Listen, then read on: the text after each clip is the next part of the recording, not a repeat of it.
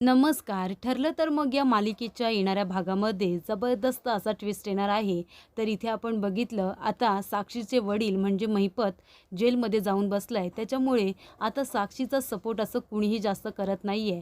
तर इथे किल्लेदारांनी सुद्धा प्रियाला साक्षीपासून आता लांब राहायला सांगितले आणि त्याचबरोबर रविराज किल्लेदारने आता अर्धी प्रॉपर्टी प्रियाच्या नावावरती केलेली आहे. त्यामुळे आता प्रिया खूपच जास्त ताकदवर झाली आहे असं तिला वाटत असतं. तर इथे साक्षीला आता प्रियाची गरज असते, पण प्रिया काही तिला मदत करायला तयार नसते. कारण आता जे इन्व्हेस्टर आहेत ते साक्षीकडून त्यांचं इन्व्हेस्ट पुन्हा मागण्याचा प्रयत्न करतायत. त्याच्यामुळे आता साक्षीकडे जास्त पैसा उरलेला नाही आहे. ती आपल्याला आता काय पैसा देणार, आपली ती काय मदत करणार असं प्रियाला वाटतं. त्यामुळे आता प्रिया स्वतःला सेफ ठेवण्याचा प्रयत्न करते. तिला असं वाटतं की नागराज एकदा घरातून निघून गेला की रविराज किल्लेदाराच्या नंतर मी त्याची खोटी मुलगी म्हणजे प्रिया या सगळ्या संपत्तीची मालकीण होईन. म्हणजे हक्कदारी गाजवण्यासाठी नागराजसुद्धा इथे येणार नाही. म्हणून ती आता प्लॅनिंग करून रविराज किल्लेदाराला त्याचे कान भरून नागराजला त्या घरातून हकलून देण्यासाठी आता ती प्रयत्न करते. आणि त्याचबरोबर आता प्रिया अजून एक डाव खेळणार आहे. ते म्हणजे ती साक्षीला सुद्धा आता नागिन बनून डसणार आहे. तिला असं वाटतं साक्षीकडे आता पैसा उरलेला नाही आहे आणि आता ती माझी काहीच मदत करू शकत नाही. ती आता पूर्णपणे या केसमध्ये फसलेली आहे. कशाला उगाच मी खोटी साक्ष देऊन माझा सुद्धा लाख मोलाचा जीव मी धोक्यात घालू. तशी ही प्रिया तर जेलमध्ये जाऊन बसणारच आहे. त्यानंतर मला कशाला उगाच तिचा त्रास हवा आहे. तेव्हा मी आता कोर्टामध्ये खरं सांगून टाकते. नाहीतर मी अर्जुनला तरी खरं सांगते की साक्षीनेच विलासचा खून केलेला आहे. जाऊ दे तिला जेलमध्ये, तसाही तिचा काही उपयोग उरलेला नाही आहे. तेव्हा इकडे आता प्रिया हळूहळू हे प्लॅनिंग करत असते. आता महिपत तर जेलमध्ये गेलेला आहे. नागराजला सुद्धा घरातून बाहेर काढते आणि प्रियाला आता कुणाच्याही सपोर्टची गरज नाही आहे असं वाटत असतं आणि म्हणूनच ती साक्षीला सुद्धा आपल्या रस्त्यातून काटा समजून बाजूला काढून फेकायचं ठरवते. तर प्रिया हे प्लॅनिंग सगळं कशासाठी करते आणि ती नागिन बनून आता साक्षीला डसण्याचा प्रयत्न का करते ते आपण सविस्तरपणे आजच्या भागामध्ये बघूया. तर इथे साक्षीचे वडील म्हणजे महिपत जेलमध्ये जाऊन बसलेला आहे. त्यामुळे आता साक्षीचा सपोर्ट सिस्टम पूर्णपणे वीक झालेला असतो आणि त्या दरम्यानच इथे चैतन्य साक्षीला म्हणत असतो की मला जर अर्जुनचं तोंड बंद करायचं असेल ना, तर तुला आधी मला इनोसंट प्रूफ करावं लागेल. तू निर्दोष आहेस. तू विलास मर्डर केसमध्ये तुझा काही हात नाही आहे. तेव्हा तू तिथे नव्हतीस हे मला सिद्ध करावं लागेल आणि तेव्हाच अर्जुनचा तुझ्यावरती विश्वास बसेल असं चैतन्य म्हणतो. तेव्हा चैतन्य म्हणत असतो की साक्षी, आता तुझी केस मी लढणार आहे. जेव्हा विलासचा खून झाला तेव्हा तू कुठे होतीस? त्या दिवसाचं तुझं संपूर्ण स्केड्यूल मला सांग. तुझं काय काय प्लॅनिंग होतं त्या दिवसाचं ते मला सांग. तू ऑफिसला गेली होतीस की साईडला गेली होतीस? आणि जर तू ऑफिसला गेली होतीस तर मग त्या दिवसाचं CCTV फुटेज आपल्याला मिळवावं लागेल. हे सगळं आता चैतन्य बोलत असतो. तेव्हा इथे आता साक्षीला तो वारंवार प्रश्न विचारत असतो. साक्षी पूर्णपणे टेन्शनमध्ये येते. ती म्हणते चैतन्य जर माझी आता केस लढायला लागला तर त्याला सगळं सत्य कळेल अर्जुनच्या आधीच की मीच विलासचा खून केलेला आहे आणि मी खोटं बोलली आहे की हे सगळं मधुभाऊनी केले आणि अर्जुनच्या आधी चैतन्यालाच कळेल की खरी गुन्हेगार मी आहे. मी खरा मर्डर केला आहे. तेव्हा इथे साक्षी आता चैतन्यापासून या गोष्टी लपवून ठेवण्याचा प्रयत्न करत असते. पण चैतन्य सारखा तिला आता त्या दिवसाचे प्रश्न विचारत असतो. त्यामुळे ती आता पूर्णपणे इरिटेट झालेली असते. चैतन्याच्या प्रश्नांचा तिला आता खूप जास्त त्रास होत असतो आणि त्यामुळे ती आता प्रियाला फोन करते आणि साक्षी म्हणत असते की प्रिया, मला आता चैतन्याचा खूप जास्त राग यायला लागला आहे.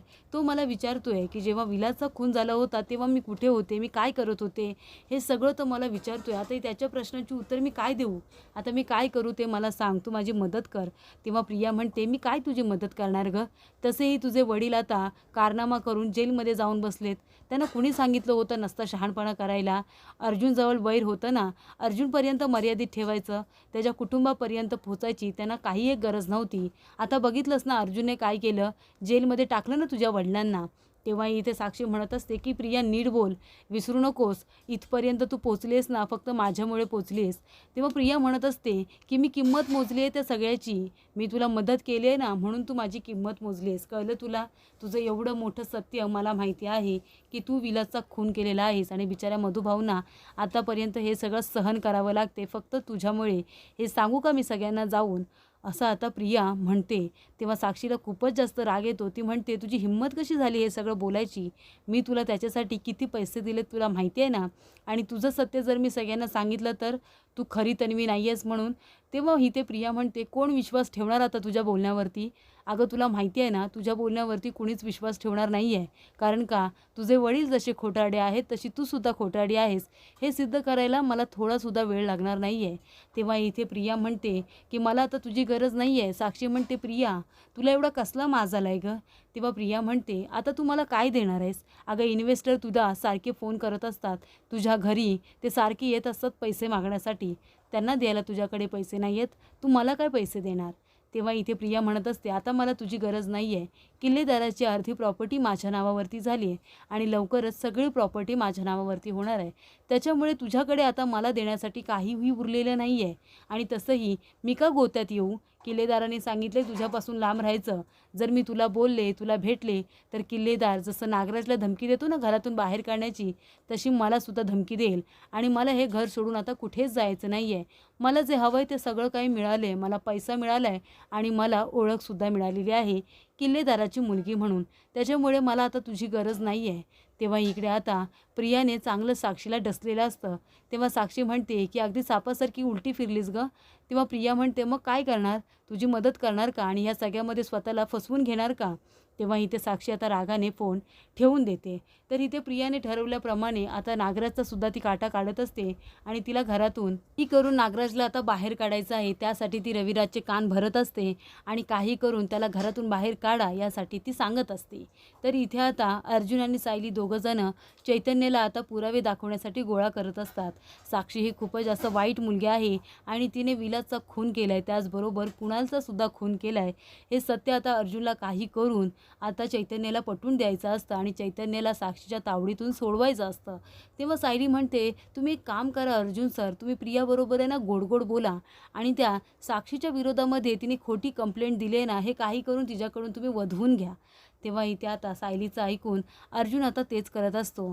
तेव्हा अर्जुन म्हणत असतो की प्रिया, हे बघ तन्वी, तू कशाला त्या साक्षीच्या नादाला लागतेस? तू एक चांगली मुलगी आहेस आणि साक्षी एक फ्रॉड मुलगी आहे. तू तिच्याबरोबर अजिबात लागू नकोस. तेव्हा इथे प्रिया म्हणत असते, नाहीतर काय, मी तिच्याबरोबर अजिबात बोलतच नाही. ती कशी आहे ते मला चांगलंच माहिती आहे आणि तिच्यापासून दूर राहायला मला माझ्या वडिलांनी सुद्धा सांगितलं. तर आता इथे येणाऱ्या भागांमध्ये प्रिया विचार करत असते, मी कशाला त्या साक्षीच्या नादाला लागते? अर्जुनला सगळं सत्य सांगून टाकते की साक्षीनेच विलासचा खून केला आहे. पण जर हे सत्य मी तुला सांगितलं तर ती मला मारून टाकेल अशी तिने धमकी मला दिलेली आहे, असं मी अर्जुनला सांगते आणि ह्या केसमधून मी माझा काढता पाय घेते. जर किल्लेदाराला कळलं की त्या साक्षीबरोबर मी सुद्धा या केसमध्ये इन्वॉल्ड आहे तर किल्लेदार मला घरातून बाहेर हकलून देईल. त्याच्या भावाला हकलून देण्याचा प्रयत्न करते. तसंच मग प्रिया आता आपल्या मनामध्ये म्हणते, तशी ही साक्षी आता काहीच कामाची उरलेली नाही आहे. तिचे वडीलसुद्धा जाऊन जेलमध्ये बसलेत, तिचे अण्णा, आणि तीसुद्धा आता खूपच जास्त गरीब झाली आहे. तिच्याकडे मला द्यायला पैसासुद्धा उरलेला नाही आहे. त्याच्यामुळे तिच्या या केसमध्ये अडकण्यापेक्षा या केसमधून मी आता काढता पाय घेते आणि साक्षीला जाऊ दे तिच्या कर्माची फळं भोगण्यासाठी जेलमध्ये. आणि ती एकदा जेलमध्ये गेली की उरला एक नागराज. नागराजला मी स्वतः पुरून उरेन. तो काय मला घरातून बाहेर काढेन? मीच त्याला घरातून बाहेर काढण्यासाठी प्रयत्न करेन, असं आता प्रिया म्हणते. तर आता येणाऱ्या भागांमध्ये इथे प्रिया अर्जुनला साक्षीचं सत्य सांगेल का की तिनेच विलासचा खून केला आणि मला धमकी देऊन तिने खोटी साक्ष द्यायला सांगितली आणि स्वतःला या केसपासून प्रिया सेफ करेल का, हे बघणं खूपच जास्त रंजकदार होणार आहे. सिरियलच्या डेली अपडेटसाठी तुम्ही आमच्या चॅनलला नक्की सबस्क्राईब करा. धन्यवाद.